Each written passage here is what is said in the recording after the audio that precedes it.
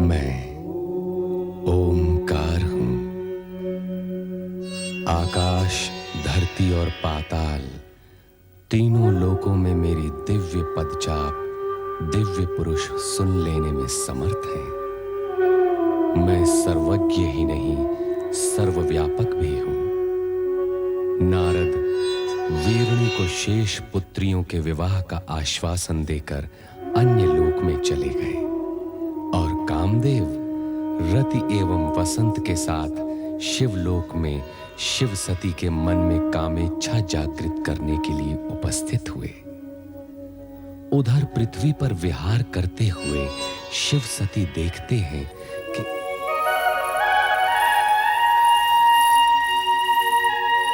इंद्र। स्वामी, पृथ्वी भ्रमण का आनंद ही अनूठा है।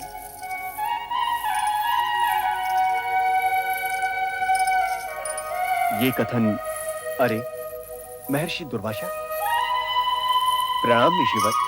मंगल हो देवराज इंद्र। देवी शची, मैं तुम्हें एक भेंट देने का इच्छुक हूं, स्वीकार करोगे? ऋषिवर, आपकी दी हुई भेंट हम कैसे अस्वीकार कर सकते हैं?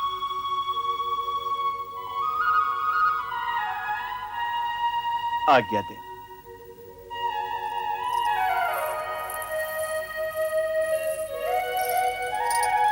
ये लीजिए देवी। स्वामी, हम देव देवियां जो नंदन वन के पुष्प धारण करने के आती हैं, ऐसी साधारण मालाएं हम पर कदापि शोभा नहीं देंगी। आपको ऋषि दुर्वासा की दी ये भेंट स्वीकार करनी ही नहीं थी। आप ठीक कहती हैं देवी।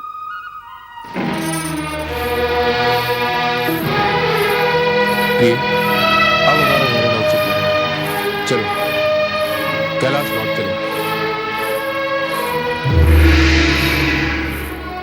शची, देवराज इंद्र, प्रेम से भेंट की हुई मेरी माला का तुमने घोर अपमान किया है। अब तुम्हें इसका परिणाम सहन करना ही होगा। मैं तुम्हें श्राप देता हूँ कि अपनी स्वर्ग संपदा से वंचित होकर तुम और तुम्हारे साथी देवताओं का उस प्रकार स्वर्ग से पतन हो जाएगा जिस प्रकार मेरे द्वारा की हुई माला को तुमने पतित किया है। स्वामी, शीघ्र ही हमारा स्वर्ग जाना आवश्यक है।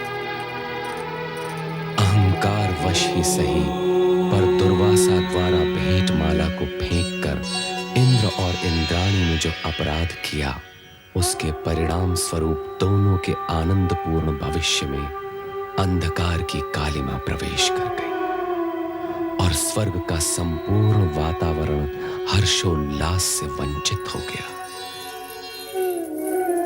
प्रणाम देवेंद्र। प्रणाम देवेंद्र। प्रणाम देवेंद्र। प्रणाम इंद्रदेव।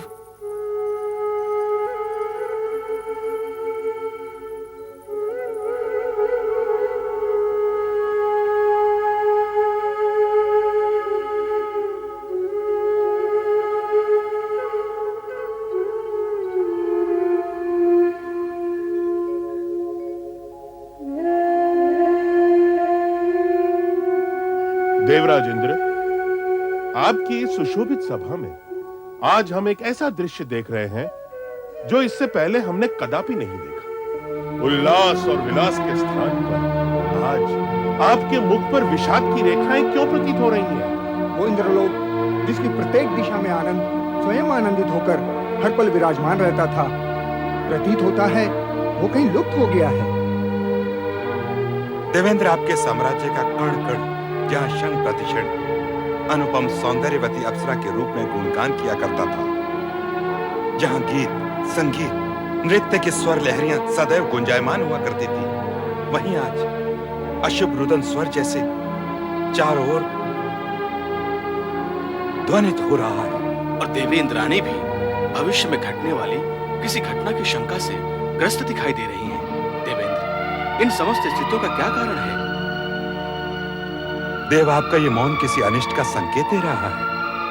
यदि आपने मौन व्रत धारण किया है तो हम सबके आग्रह से अपना ये व्रत त्याग दीजिए और हमें बताइए, इंद्रलोक में जो विपरीत परिस्थिति बनाई है, इसके मूल में क्या कारण है? आदरणीय मेघदेव, वरुण देव,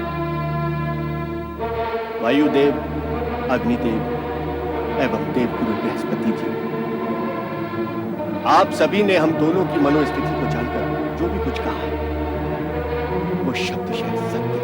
अर्थात मैं और इंद्राणी इस समय अत्यधिक व्यथित, चिंतित एवं कुंठित हूं। कारण यह है कि अब स्वर्ग पर हमारा अधिकार नहीं रहेगा। ये आप कैसे अशुभ वचन बोल रहे हैं देवेंद्र?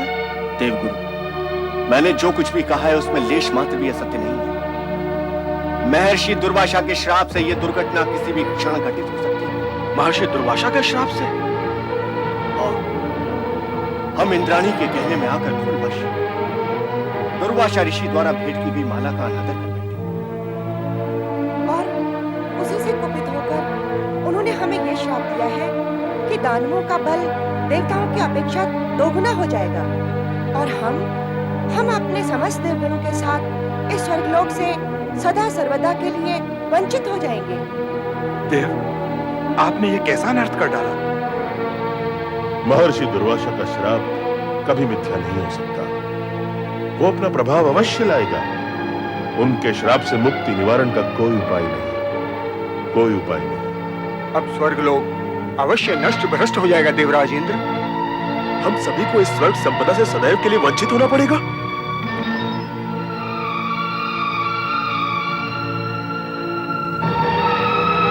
दानवराज महाबली की, दानवराज महाबली की, दानवराज महाबली की, दानवराज महाबली की। महाराज, अपनी सेना को आदेश दीजिए। वो देखिए स्वर्ग। लगता है दुर्वासा ऋषि का श्राप फलित हो रहा है। सर्वनाश हो जाएगा, देवताओं का पतन हो जाएगा।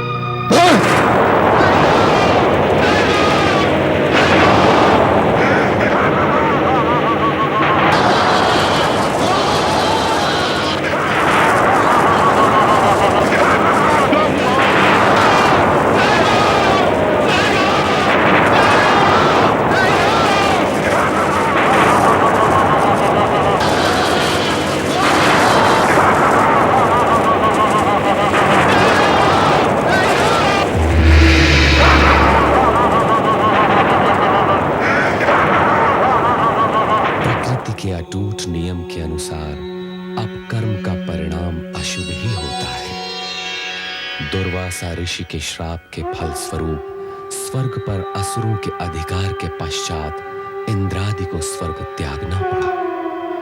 कैलाश पर इंद्र के इस अधोपतन से व्यथित सती शिव से इंद्र व स्वर्ग की रक्षा के लिए आग्रह करते हैं।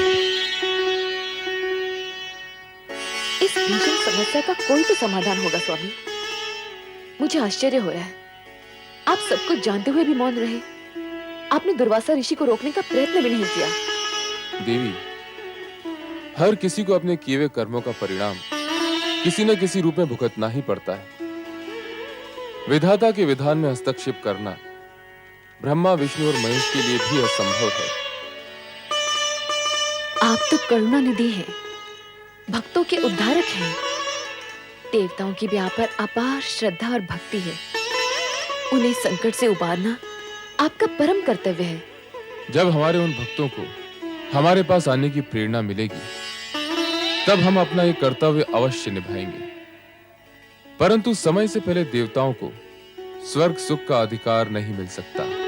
असुराधिराज स्वर्गाधिपति महाराज बलि की जय। असुराधिराज स्वर्गाधिपति महाराज बलि की जय। महाराज बलि की जय। महाराज बलि की जय।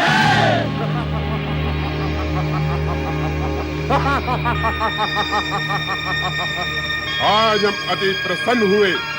देवता यहाँ से पलायन कर गए। उनकी पराजय विजय श्री का रूप धारण करके हमारे चरणों में नतमस्तक है। अब यह सिंहासन हमारा है। अब स्वर्गलोक पर असुरों का राज है। सेनापति राहु, स्वर्गाधिपति दानवराज महाराज बलि को राहु का वंदन स्वीकार हो। सेनापति राहु, तीनों लोकों में यह घोषणा करवा दो कि अब स्वर्ग लोक पर देवताओं का नहीं, हम दानवों का अधिकार है। इंद्र और समस्त देवता वीरू कही के भाग गए। बहुत वीर समझते थे, परंतु बलि के बाहुबल के समक्ष निर्बल होकर रह गए। हमने असंभव को संभव कर दिखाया है। देवराज इंद्र को स्वर्ग के सिंहासन से उखाड़ कर फेंक दिया है। उनके राज्य, वैभव और शासन पर हमारा अधिकार सदैव बना रहेगा। अब देवता यहाँ कदापि प्रवेश नहीं कर पाएंगे, कदापि प्रवेश नहीं कर पाएंगे। अब स्वर्ग लोक पर हमारा अधिकार है।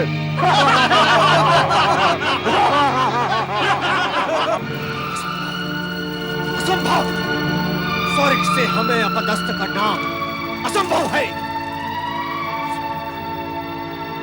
स्वर्ग हमारा है, इस स्वर्ग पर हमारा जन्म सिद्ध अधिकार है। असुरों की प्रकृति निरंकुश है, उन्हें नियमों में बांधना कठिन है, वो बलशाली भी है। उनकी आसुरी शक्तियों से जीतना हम देवताओं के लिए असंभव है। ऐसी बातें करके आप हमारे मनोबल को ना गिराइए वरुण देव। हम ब्रह्मदेव की शरण में इसीलिए आए हैं कि वो हमारा मार्गदर्शन करे और इस संकटकालीन स्थिति से हमें उबारे। पता नहीं देव ऋषि महाराज इस समय कहाँ होंगे। अपनी वाक्पटुता से किसी को प्रभावित करने की कला जो उनके पास है, वो हम में से किसी के पास भी नहीं है। नारायण नारायण। धन्यवाद स्वर्गाधिपति इंद्र, धन्यवाद। किसी भी संदर्भ में आज आपने इस हरिभक्त नारद की प्रशंसा तो की। आइए परमपिता ब्रह्मा के समक्ष अपनी समस्या रखें। आइए। नारायण नारायण नारायण नारायण। परमपिता ब्रह्मा, आज देवराज इंद्र और समस्त देवगण आपके समक्ष एक गंभीर समस्या लेकर उपस्थित हुए हैं। हे सृष्टिकर्ता ब्रह्मा जी, हम पर घोर अत्याचार हुआ है। आपको ये जानकर अत्यंत दुख होगा कि हम पर अत्याचार करने वाला आप ही से उत्पन्न ऋषि अत्रि का पुत्र है। हम दुर्वासा के क्रोध से भली भांति परिचित हैं। किंतु ब्रह्मदेव, सर्वप्रथम तो एक ऋषि को अपने क्रोध पर ही विजय पानी चाहिए। दूसरी बात ये कि क्रोध करने का कोई कारण भी तो होना चाहिए। किंतु दुर्वासा ने तो हम पर अकारण ही क्रोध किया है और हमें श्राप देकर असुरों के लिए स्वर्ग का मार्ग प्रशस्त किया है। देवराज, क्या दुर्वासा के उग्र स्वभाव से आप परिचित नहीं? क्षण मात्र में क्रोध की ज्वाला उनके मन में प्रकट हो जाती है। इस बात का आपको ध्यान रखना चाहिए था। दुर्वासा का श्राप तो एक निमित्त मात्र है सरस्वती। देवराज, स्वर्ग से आप लोगों के निष्कासन का कारण आपके अपने कर्म। हमारे कर्म पालन में कौन सी त्रुटि रह गई ब्रह्मा जी? हमारे कर्तव्यों में कहां खोट आ गया? देवराज, सबसे बड़ा खोट तो यही है कि आप लोगों ने अपने अधिकारों के उपयोग पर तो पूरा ध्यान दिया, किंतु अपने कर्तव्यों की उपेक्षा ही कर दी। देवी सरस्वती, आपका क्या विचार है? आप सत्य कह रहे हैं ब्रह्मदेव। भोग, विलास, आनंद क्रीड़ाओं में रमे देवगण ये भी भूल गए कि इंद्रासन को अपनी जगह पर टिकाए रखने के लिए देवताओं को धर्म, कर्म, पुण्य और जन कल्याण का भी पूरा ध्यान रखना पड़ता है। ये माना कि हमसे कुछ त्रुटियां हुई हैं, किंतु इसका अर्थ ये तो नहीं कि देवताओं से उनका स्वर्गलोक छीन लिया जाए, असुरों को असुरलोक बनाने की छूट दे दी जाए। शांत देवराज, शांत। जो घटित हो गया उसे बदला नहीं जा सकता। अब इस विषय में और अधिक विचार विमर्श करने के लिए आप लोगों को भगवान विष्णु के पास जाना होगा। वो देवताओं के परम हितैषी एवं शुभ चिंतक। हे चतुर, यदि नारायण के सम्मुख आप ही हमारा प्रतिनिधित्व करें तो अति उत्तम होगा। भगवान श्री हरि विष्णु आपकी समस्या से अवगत हैं देवराज। आपको मार्गदर्शन मिल गया, किंतु उस पर चलना आप ही का काम। हमें विश्वास है चतुर्भुजधारी विष्णु आपकी समस्या का कोई न कोई समाधान अवश्य ढूंढ लाएगा। जाइए वैकुंठ धाम।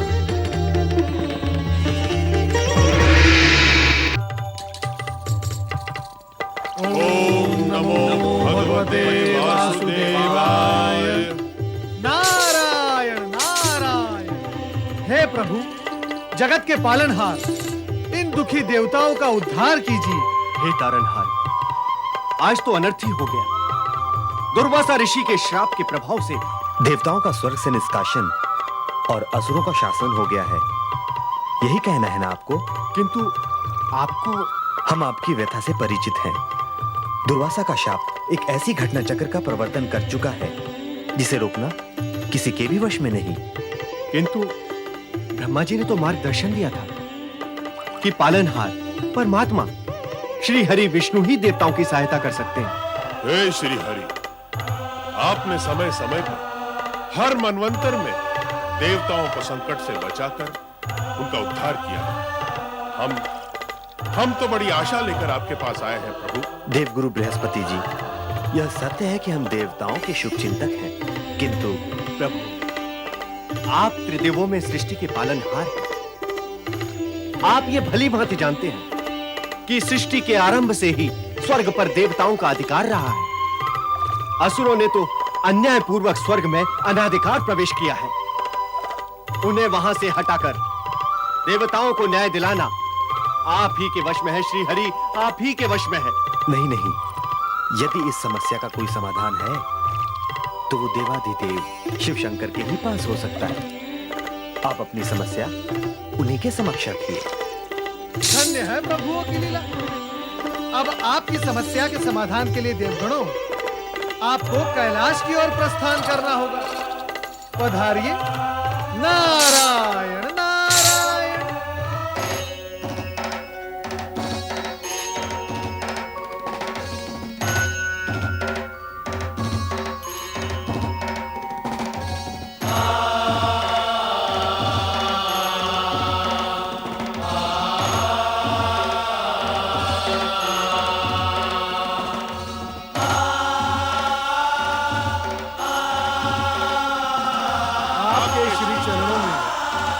अभिवादन स्वीकार हो देवी सती। कैलाश धाम में आप सभी का स्वागत है। देवराज और देवगणों के साथ जो अन्याय हुआ है उसका मुझे अत्यधिक दुख है। इस विषय में मेरे स्वामी से भी चर्चा हुई थी।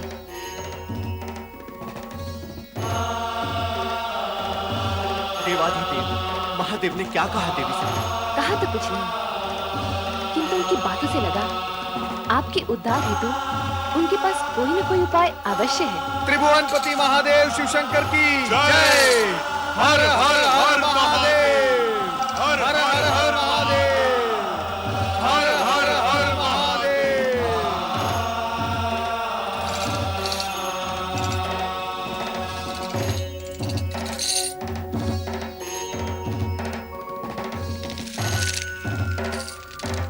चराचरपति महादेव, इन देवताओं पर वज्रपात सा हुआ है।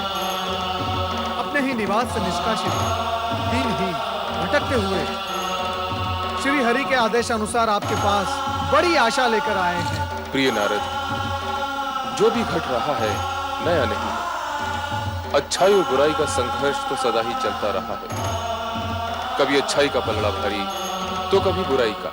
किंतु सदाशिव, हमने किसी का क्या बुरा किया था कि क्रोध में ऋषि दुर्वासा ने इतना बड़ा श्राप दे दिया? हम देवों के साथ इतना बड़ा अन्याय? जो अन्याय आपके साथ हुआ है वो कभी असुरों के साथ भी हुआ था। अतः अब जो न्याय होगा वो सुरों असुरों के समान अधिकारों को ध्यान में रखकर ही होगा। आपको मेरी इस बात से आघात अवश्य लगा होगा, किंतु ये सत्य है कि इस समस्या का समाधान सुरों असुरों को मिलकर ही निकालना होगा। और वो समाधान है समुद्र मंथन।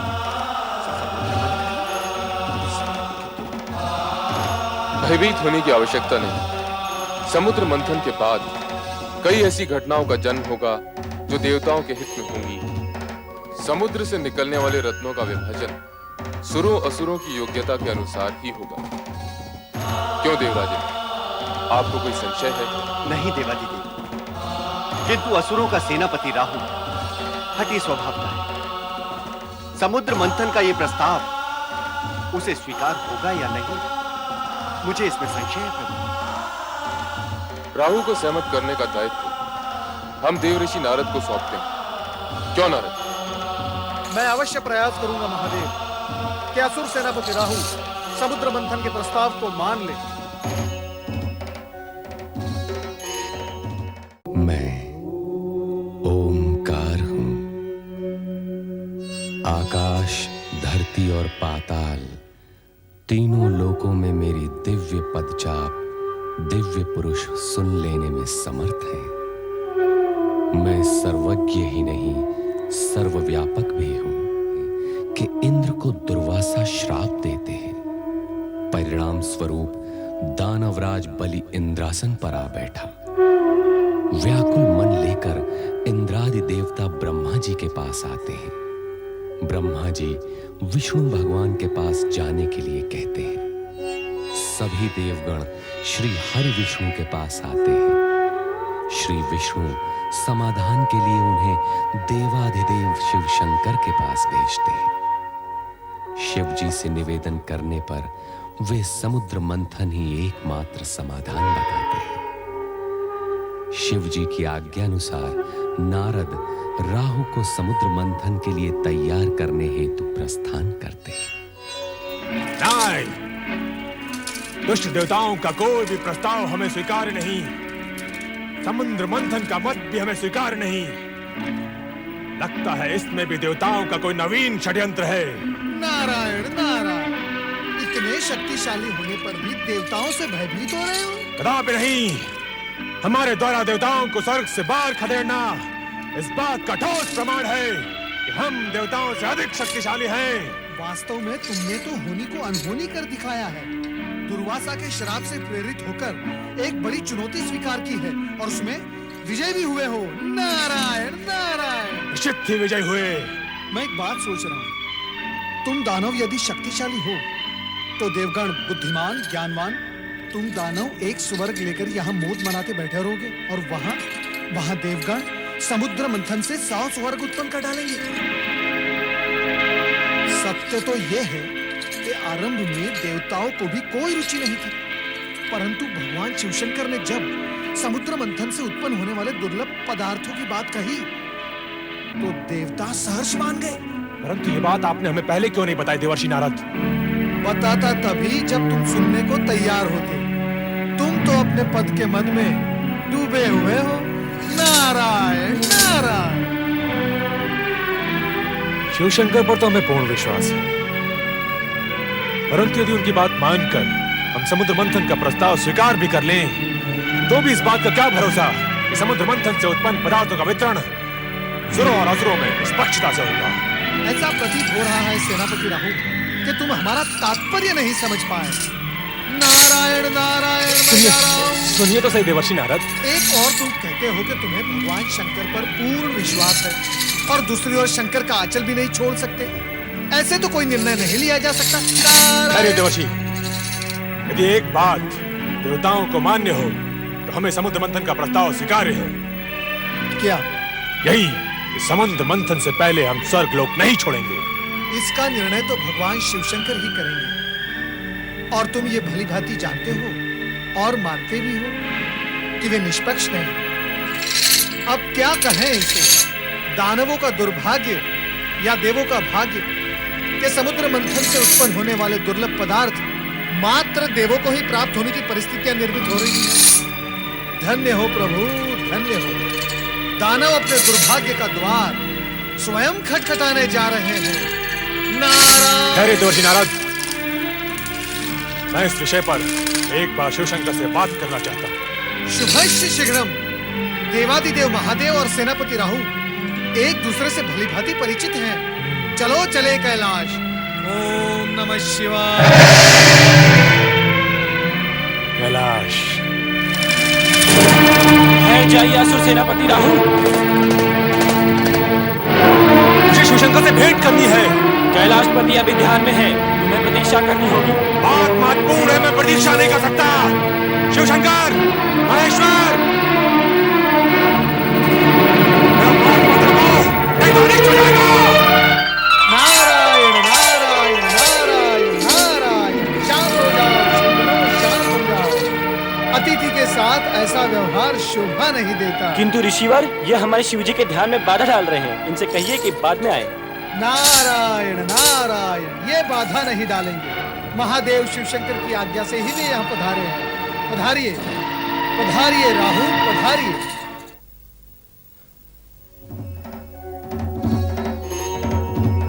नारायण नारायण। हे शिवशंकर, कैलाशपति, क्षमा करें प्रभु, आपके ध्यान में व्यवधान हुआ। असुर सेनापति राहु आपसे भेंट है तो यहाँ पधारे हैं।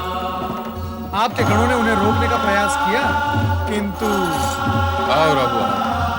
प्रणाम शिवशंकर। हम जानते हैं तुम यहाँ अपने संदेह निवारण के लिए आए हो, और तुम्हारा संदेह यह है कि समुद्र मंथन के पश्चात तुम असुरों से कहीं स्वर्ग न छिन जाए। कहो, यह सत्य है? सत्य है शिवशंकर। तो सुनो, तुम्हारी शंका निर्मूल है। इसकी संभावना मात्र उसी स्थिति में पैदा हो सकती है यदि तुम्हारे किसी अन्यायपूर्ण और अनैतिक कार्यों के कारण देवताओं का पल्ला भारी हो जाए। और तुम्हारी दूसरी शंका यह है कि समुद्र से निकलने वाले रत्नादि का विभाजन कैसे होगा। रत्नों का बंटवारा योग्यता के अनुरूप ही होगा। अयोग्य रत्न पाकर कोई भी पक्ष स्वयं ही नष्ट हो जाएगा। कोई और शंका? नहीं, परंतु इतना महान अनुष्ठान संपन्न कैसे होगा? समुद्र मंथन कोई बाल क्रीड़ा तो नहीं। चिंताएं करना न सुनों का काम है, न असुरों का। समुद्र मंथन के कार्य संबंधित निर्णय हमने ले लिया और संबंधित व्यक्तियों को आदेश भी दे दिए हैं। क्षीर सागरवासी विष्णु मंथन क्रिया के लिए मेरु पर्वत का आधार बने और वासुकी नाग रज्जु का कार्य करेगा। तुम जाकर दानवों को प्रेरित करो और शीघ्र ही समुद्र मंथन का कार्य प्रारंभ कराओ। जाओ। नारायण नारायण। शिवाज्ञा को शिरोधार्य कर दानवराज बलि से मंत्रणा करने के पश्चात शंकाशील सेनापति राहु शंका से उभरे और समुद्र मंथन के लिए तत्पर हुए। इसी प्रकार देवगण भी समुद्र तट पर आ पहुंचे, जहां मेरु पर्वत मथनी और वासुकी नाग रज्जु के रूप में उपस्थित थे।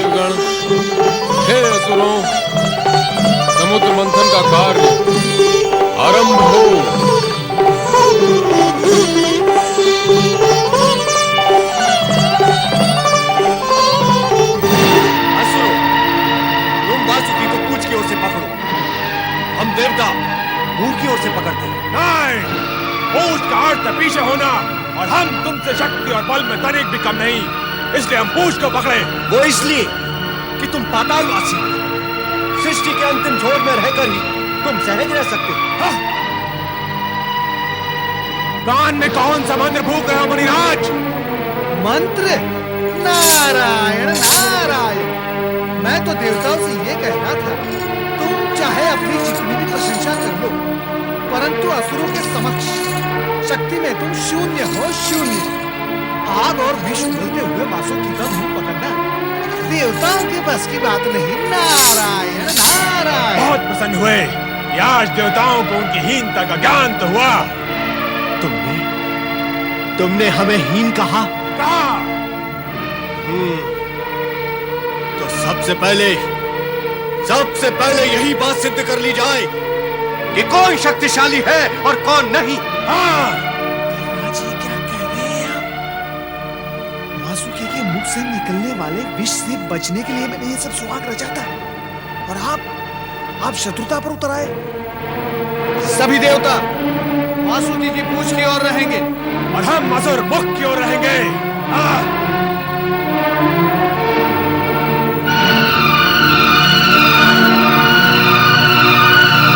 भगवान शिव शंकर की कृपा से समुद्र मंथन की आज्ञा पूर्व ही मिल गई है। शुभ कार्य में विलंब नहीं होना चाहिए, वो उचित नहीं। बोलिए भगवान शिव शंकर की जय। भगवान शिव शंकर की जय।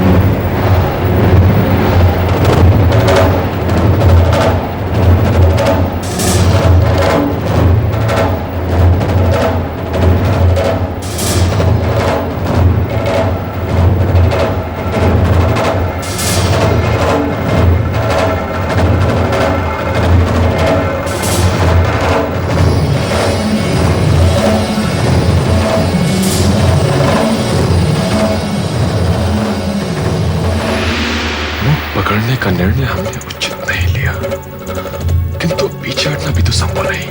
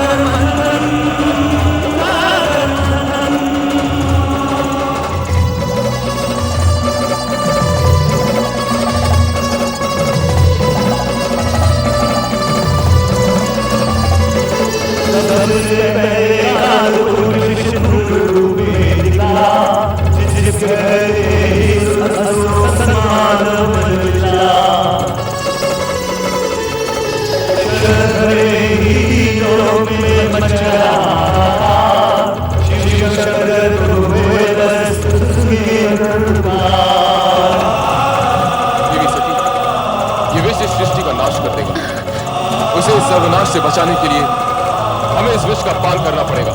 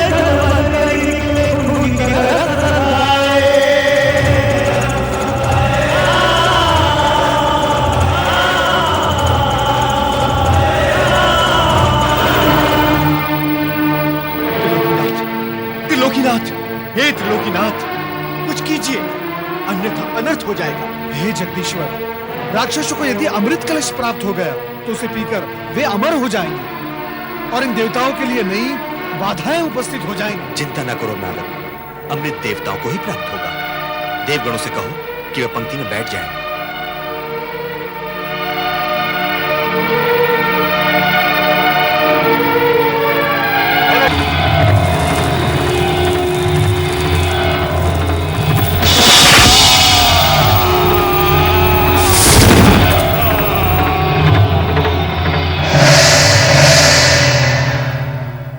सुदर्शन चक्र द्वारा शिरोच्छेद होने के पश्चात राहु के मन में ये शूल चुभता रहा कि सूर्य के कारण ही वो अमृत पान में असफल रहा है। तभी से वो प्रतिशोधवश सूर्य को ग्रस्ता आ रहा है।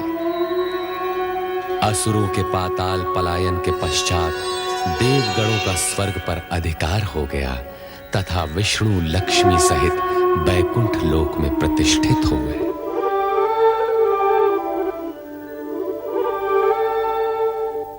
हे जगदीश्वर श्री हरि, आपको पति के रूप में पाकर मैं धन्य हो गई। अब मेरे लिए क्या आज्ञा है स्वामी? हे महालक्ष्मी, तुम्हें समीप पाकर हम पूर्ण हुए। लक्ष्मी और नारायण को एक साथ देखने के लिए हमारे सारे भक्त लालायित हैं। मैं भी तो समुद्र के जल से आपके चरणों में आने की प्रतीक्षा कर रही थी स्वामी। इतने लंबे समय तक मुझे अपने से दूर क्यों रखा भला? हे महालक्ष्मी, हर कार्य पूर्व निर्धारित समय पर ही होता है। भगवान शिव की इच्छा अनुसार समुद्र मंथन जब होना था तब ही हुआ और हमें तुम प्राप्त हुई। नारायण नारायण। वैकुंठ में लक्ष्मी नारायण के प्रथम दर्शन करके आंखें धन्य हो गई। प्रणाम जगदीश्वर, प्रणाम माते। ये सृजनकर्ता ब्रह्मा जी के मानस पुत्र नारद है महादेवी, जो सारी सृष्टि में भ्रमण करते हुए भगवत भक्ति का प्रचार करते हैं। और अब मैं लक्ष्मी नारायण की भक्ति का प्रचार करूंगा। माता लक्ष्मी, आप तो धन वैभव की देवी हैं। आपके भक्तगण आपकी आराधना के बिना धन धान्य और वैभव कैसे प्राप्त कर सकते हैं? नारद जी, हमारी इतनी प्रशंसा न कीजिए, कहीं हमें अभिमान हो गया तो? नारायण नारायण। जो स्वयं भगवान श्री हरि के चरणों में विराजमान हो, उसे तो अभिमान छू भी नहीं सकता माते। महादेवी, कितने चतुर हैं हमारे परम भक्त देव ऋषि। आपको अभिमान न हो, इसका प्रबंध इन्होंने अभी से ही कर दिया। ऐसा कहकर आप मुझे लज्जित न कीजिए प्रभु। मैं तो माता लक्ष्मी के चरणों की रज के समान हूँ। धन्य हो नारद। अब यह बताओ, तुम्हारे आने का प्रयोजन क्या है? प्रभु, आप मुझे प्रयोजन पूछकर लज्जित न कीजिए। माता लक्ष्मी समुद्र मंथन के बाद प्रथम वैकुंठ पधारी हैं। आप दोनों के एक साथ दर्शन करने हेतु चला आया। नारद, आपको तो ज्ञात है कि हमसे किसी की भी मन की बात छुपी नहीं रहती। आप महालक्ष्मी के दर्शन के साथ साथ एक और भी प्रयोजन लेकर आए हैं। जब आपको सब कुछ ज्ञात है तो आप स्वयं ही बता दीजिए ना। कभी कभी मैं अपने मन की बात भी नहीं समझ पाता। नारायण नारायण। ओम नमः शिवाय।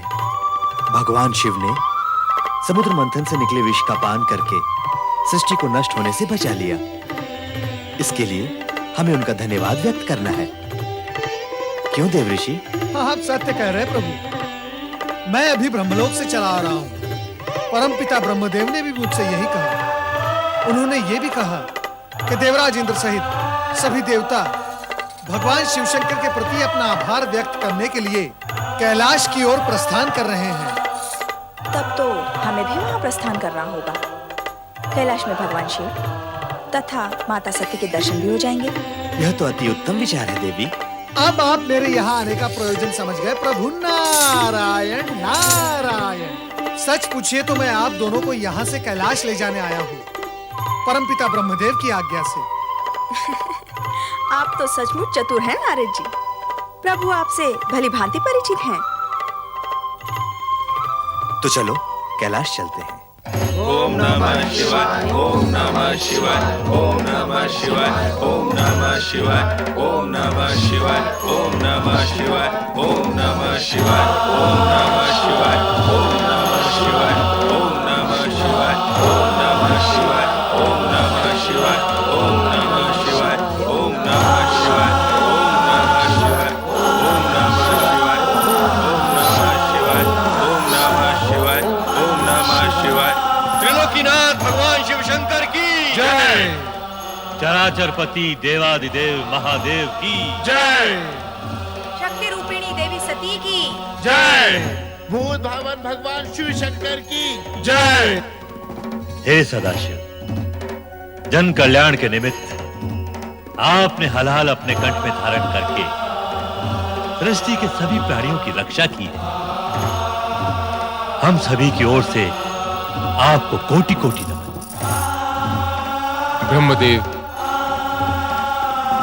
हमें श्री हरि विष्णु का आभार मानना होगा। इन्होंने पहले कश्यप फिर मोहिनी रूप धारण किया, राहु का वध किया और अमृत की रक्षा की। समुद्र मंथन के सफल आयोजन ने न्याय और नीति की सार्थकता सिद्ध कर दी है भोलेनाथ। देवताओं को स्वर्ग मिला और असुरों को उनके कर्मों का फल। श्री हरि, सबसे अधिक लाभ तो आपको हुआ है। भगवती लक्ष्मी जो आपको प्राप्त हो गई। देवी सती, सत्य तो ये है कि मुझे श्री हरि प्राप्त हुए। इनसे अधिक लाभ तो मुझे हुआ है। नारायण नारायण। लाभ हानि की इस चर्चा में इस सत्य को हम सब भूलते जा रहे हैं कि समुद्र मंथन का मूलभूत विचार परम पिता ब्रह्मा जी का था। माता सरस्वती की सुमधुर वीणा के झंकार से यदि परमपिता ब्रह्मा जी की सृजनशीलता जागृत न होती तो समुद्र मंथन ही न होता।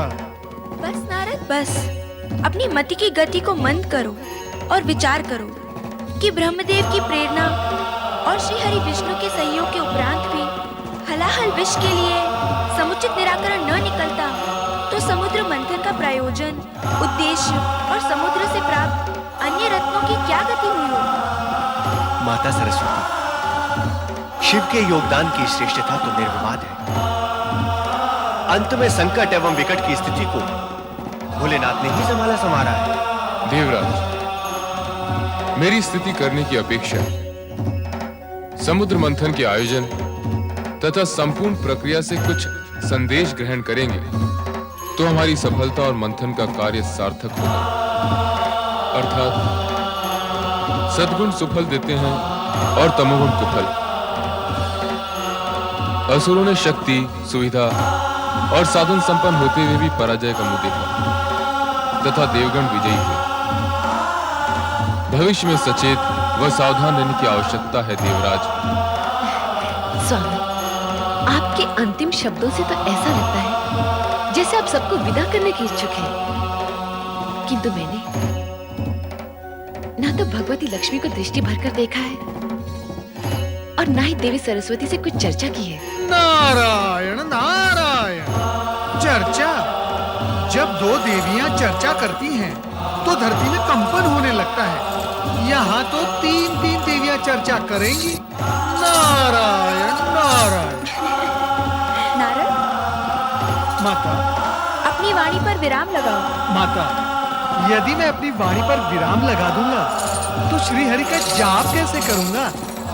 नारायण नारायण। देवर्षि, अब केवल नारायण के जाप से कार्य पूर्ण नहीं होगा, अब तो नारायणी का जाप भी करना होगा।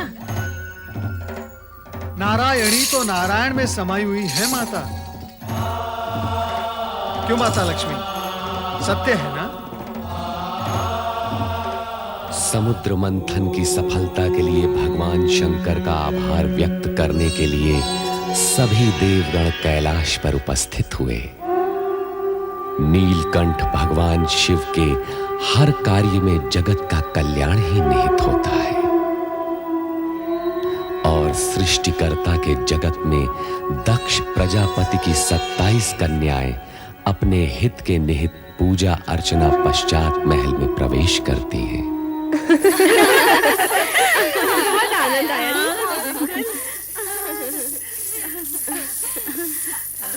प्रणाम पिताश्री। प्रणाम माते। आयुष्मान भव। कहाँ से आई हो पुत्रियों? चंद्र पूजन के लिए माते। चंद्र पूजन? चंद्र पूजन ही क्यों? उत्तर दो पुत्रियों, उत्तर दो। तुम ही बताओ ना। तुम बताओ ना। तुम ही बता दो रोहिणी बहन। जिस प्रकार बहन सती ने अपने अभीष्ट वर को तपस्या से प्राप्त किया, उसी प्रकार हम भी अपनी पूजा अर्चना आराधना से चंद्र देवता का हृदय जीत उन्हें पति रूप में पाना चाहती हैं। देख लिया महारानी, देख लिया अपनी पुत्री सती को ढील देने का परिणाम। अब ये सब की सब उसी के दिखाए हुए मार्ग पर चलने का प्रयास कर रही हैं। स्वामी, अपनी पुत्रियों के विवाह तो हमें करने ही हैं। चंद्र अति सुंदर और तेजस्वी देव पुरुष है। यदि वो इन्हें भाग गया है तो आपको विवाह करने में आपत्ति नहीं होनी चाहिए। हमारी पुत्री सती अपने पति ग्रह में कितनी प्रसन्न है। इन्हें भी इनका मनोवांछित पति मिलेगा तो इनके सुख के प्रति भी हमें कोई शंका नहीं रहेगी। किंतु सभी पुत्रों का विवाह एक ही वर के साथ करने का विचार मुझे कुछ अनुचित सा लग रहा है। तुम किसी एक कन्या के विषय में कहो तो मैं चंद्र के माता पिता अत्रि और अनुसुईया के सम्मुख इसी क्षण विवाह का प्रस्ताव रखने को प्रस्तुत हूँ। पिता का कहना उचित है पुत्रियों। तुम में से किसी एक का विवाह ही चंद्र के साथ हो सकता है। किंतु हम सभी नक्षत्र कन्याएं हैं माते। हमारा जीवन चंद्र से जुड़ चुका है। हम में से कोई भी चंद्रदेव के बिना जीवित नहीं रह सकेगी। हम सबकी यही दशा है। ठीक है, मैं अत्रि आश्रम जाकर विवाह प्रस्ताव प्रस्तुत करता हूँ। आपके प्रस्ताव ने हमें धन्य कर दिया राजन। महिमाशाली राजा दक्ष प्रजापति की 27 पुत्रियां हमारी पुत्रवध में बनकर इस आश्रम की शोभा बढ़ाएंगी। ये हमारे लिए हर्ष और गौरव की बात है। गौरव तो आपने हमारा बढ़ाया ऋषिवर अत्रि जी। देवी अनुसुईया, हमारी पुत्रियों को चंद्र जैसा तेजस्वी पति और आप जैसे सात्विक मना सास ससुर मिले, ये उनके किन्हीं पुण्यों का ही प्रसाद है। अब आप आज्ञा दीजिए। विवाह का शुभ मुहूर्त निश्चित होते ही आपको सूचित करूंगा। जैसा आप उचित समझे। प्रणाम ऋषिवर। प्रणाम देवी अनुसुईया। प्रणाम।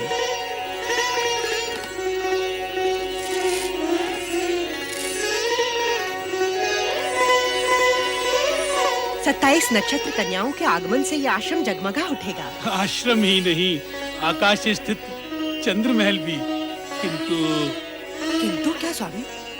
मैं सोच रहा था, हमारे पुत्र चंद्र का चित्त अति चंचल है। क्या वो 27 पत्नियों के प्रति अपना पति धर्म एक रूपता से निभा पाएगा?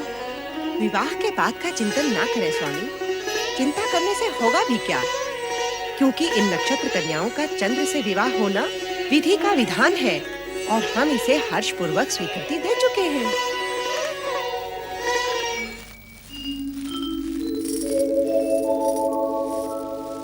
रूपोद्यान प्रफुल्ल प्राय कलिका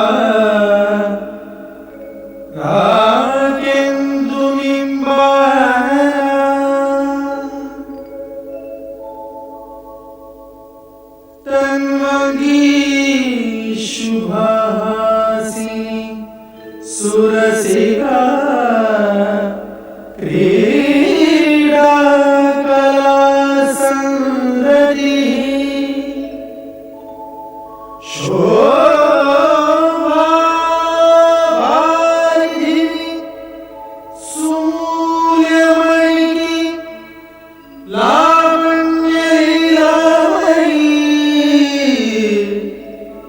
शमछाया मृदुभाषिणी मृगधी भूयात् सदा मंगलम्।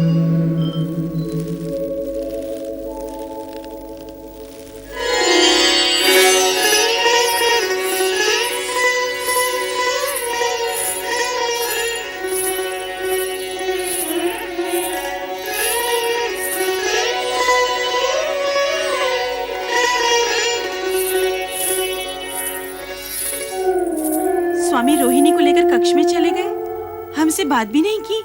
क्या हम बात करने के योग्य भी नहीं थे, जो हमें बिना कोई आदेश दिए चले गए?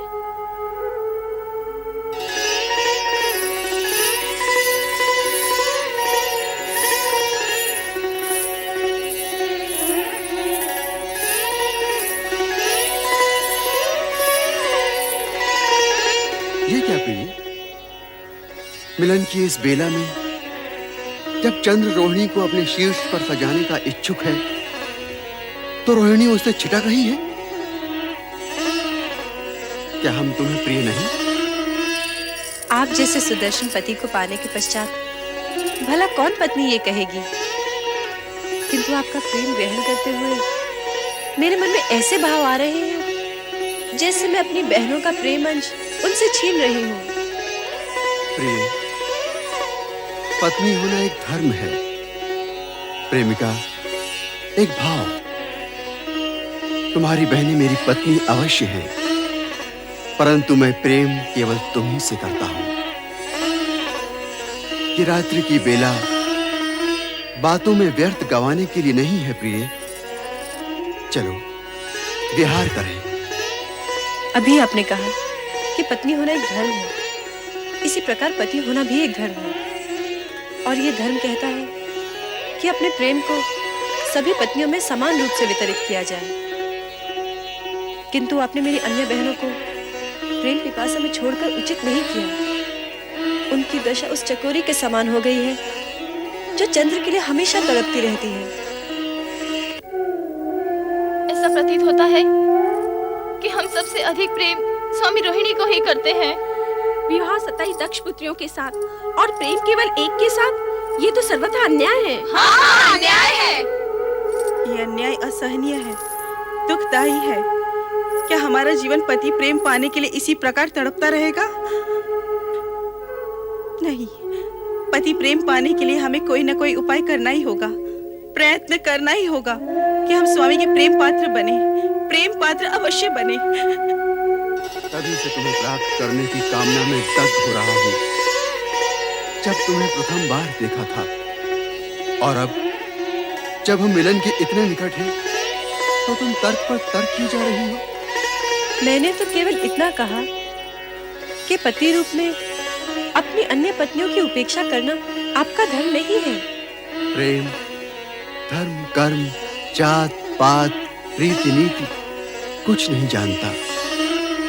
प्रेम की परिभाषा तो सबसे निराली होती है, और यदि तुम इस परिभाषा का अर्थ जान जाओगी तो स्वयं कच्चे धागे की तरह मेरे पीछे पीछे खिंची चली आओगी।